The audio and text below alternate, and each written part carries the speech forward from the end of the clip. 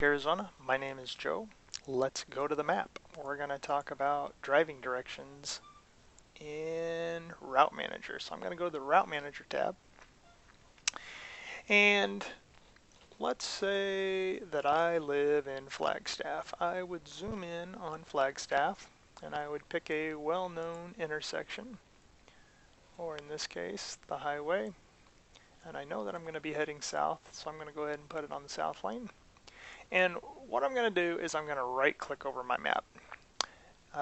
That brings up this menu here. You can click that, but if you're on a desktop, you can just right click over the map, and boom, we have these options down here for directions from and to.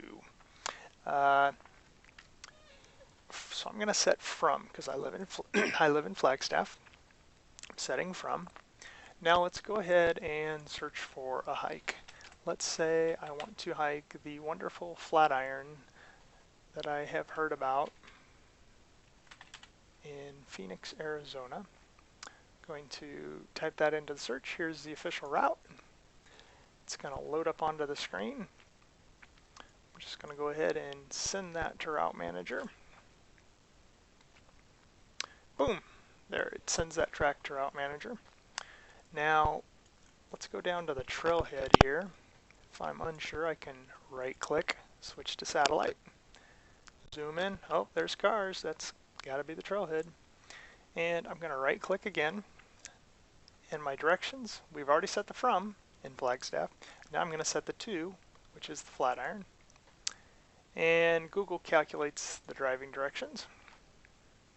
I'm going to right-click, change it to terrain so it's easier to look at. So right now, in Route Manager, remember we have our Flatiron track. These driving directions, right now they're just on the map. We need to send them to Route Manager. So I'm going to click on Send to Route Manager, and it's going to, boom, convert it to a track. Let's go ahead and rename that track. Drive to Flatiron. And I'm going to name this file and save it into Route Cloud. And we're going to call it the Flatiron Hike. Now, let's let it do its saving thing. And then we're going to do one of two things to get this file to another device. We could download it, and when we download it, it gives us the chance to rename it just for your download. That's not going to rename the file. That's just going to rename the download. Most popular would be GPX for Garmin devices. So let's go with that. It's creating the download in the background as I speak right now. And in a second, you're going to see the little file go plop into the download folder.